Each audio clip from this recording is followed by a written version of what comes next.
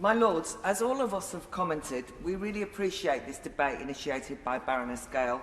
We get to voice our concerns. Indeed, one way of framing our commitment to improving young women's status is to help them to find their voice, to give them the skills and space to be heard. It's why campaigners complain about mansplaining or worry about young girls being bullied off social media by sexist trolls. But I want to talk about two categories of young women whose voices we seem happy to have muted because their stories offend contemporary political orthodoxies. Some women's voices are definitely more equal than others. The demand to listen to women arguably reached its zenith with the Me Too movement, even leading to the slogan, "Believe all women." This slogan sometimes dangerously dispensed with important principles, such as innocent until proven guilty. And those who spoke out were often encouraged to ally serious sexual abuse with more trivial, if unpleasant, incidents of interpersonal advances.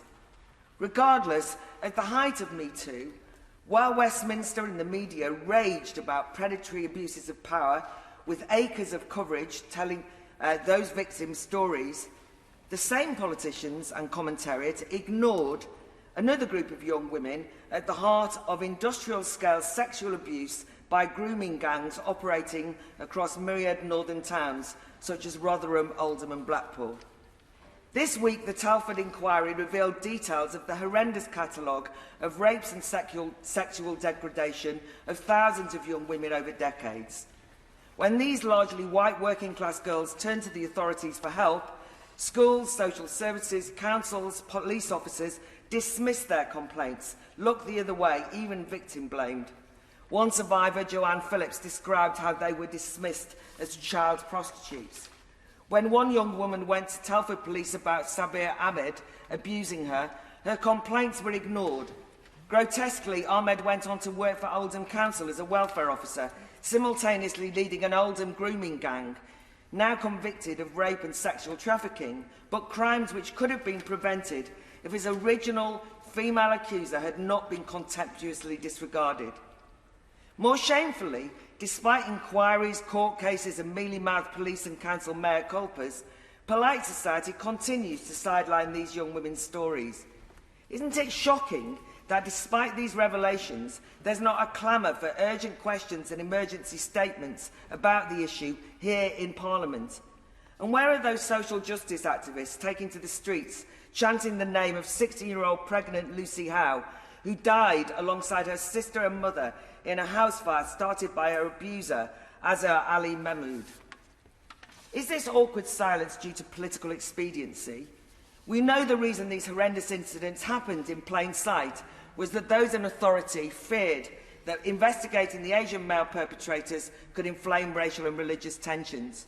Council employees who tried to whistle-blow, with rare courageous exceptions, were silenced themselves by threats they'd be labelled as bigots. And indeed, that message, "you can't say that for fear of being branded a hate-mongering bigot," is silencing another group of young women who, ironically, simply want to discuss womanhood.